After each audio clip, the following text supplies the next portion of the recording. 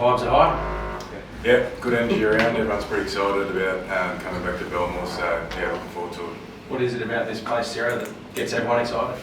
Oh, I think it's the atmosphere on game day. It's pretty special. It's a really unique atmosphere, and everyone's nice and close, and our fans love it. So yeah, the boys love playing here, and very excited. Berto and Bronson was talking about the walk yesterday coming in here, and it's like immersing yourself in the community. What brought that about, and how important is that for this team?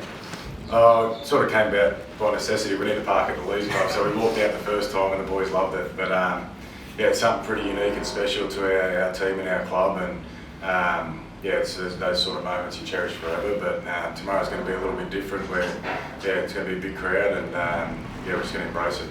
What sort of confidence do you get out of a win like last week? I mean, many people thought you'd win that game defensively. You ended up really putting on a show with your attack. Yeah, I thought we still won the game with our defence as well. Like, they're a really quality team with a lot of talent, and we had to have some big stops there, especially in that first half and that first period of the game. I thought did a really good job defensively around Reece Walsh in particular, and yeah, that allowed our attack to breathe and get some confidence, and it was good to get some results there. But it's really important that we moved on from last week. Tomorrow's going to be a totally different game, totally different team. So yeah, we're excited for that challenge.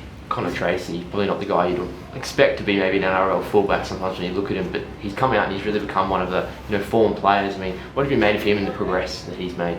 Well, I think he sort of epitomises our team. We want to be a team that competes hard, competes on every play, and Connor does that all the time. I've always been a big fan of his, the way he's gone about his career, and he's been unlucky at different times, but I knew when he got his shot here and become our regular fullback, he'd add something to our team, and the way he competes on every play is something that inspires his teammates. It sort of showed a different page of the playbook last week, didn't it? Like the Dogs of war mentality, not to say it's not a tough team, but you're the entertainers now. Is it nice to have that unpredictability, I suppose, leading into the back end of the year? Yeah, I think it's something we've been working on with our attack, just making sure we're more connected and we've got that ability to play, but that doesn't mean we're going to play all the time. It's nice to have those options to be able to pass to someone in a better position, and our guys have been working hard behind the scenes, as have the coaching staff, and last week we executed well, but again we had to build that. We went through a really tough period there at the start where we earned the right to play some of that footy, and tomorrow will be no different. Addo and Crichton good to go? Yeah, no, they're good. They're trained all week. We could have rushed them back last week, but we knew some guys were there that could do the job, and it's good that they've come back fully fit this week. Are you expecting Josh to bring quite a bit of energy considering how long he's been on the sidelines? Yeah, he's definitely brought energy to training this week, so yeah, we're just excited to get Josh back on the field. He's worked really hard in rehab to get his body right, and he loves playing footy, Josh, so it's good that he's back in our team, and I'm sure he'll enjoy the experience tomorrow as well. I'm sure he's been chewing your ear off, mate. Like, he'd be buzzing. Yeah, no, he's been really good. He's getting a bit older now, Josh, and more mature, and he's had to look after his body in a different way, but yeah, he loves playing footy, and you can feel the excitement in his voice. Stefano going to the Storm, were you disappointed to miss out on him? Oh, I thought the really good thing was that we're in the fight. It's a really good sign for our club that it was a really close call between us and Melbourne. Melbourne are a really good team with a strong track record of developing players and being in finals contention. So for our club to be in that fight, I thought it's a really good sign for our club. The fact he chose to go to Melbourne was, that's understandable. But the good thing is we haven't had to go and splash money and try and pay overs to get people to come here.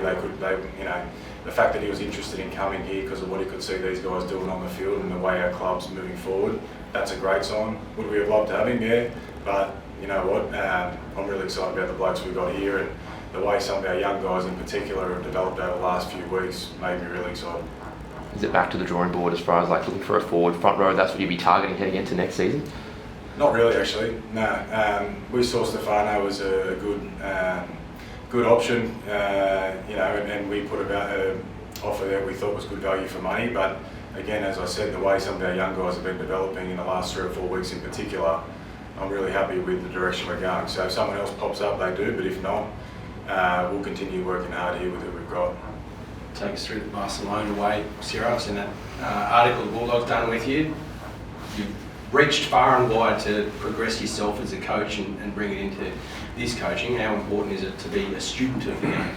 Yeah, I'm still young, so I've got a lot to learn, and I've got to keep trying to upskill myself and learn from other people's success. And that book in particular was something that gave me a lot of encouragement and a lot of learnings as well. So I saw a lot of similarities between obviously Barcelona and what the Bulldogs is built on. It's built on a community of strong value that has strong values, and it's a development club as well. So any sort of lessons we can take from other people that are doing well and being successful, we'll take those lessons. To draw a comparison with arguably one of the biggest known clubs in the world is pretty big.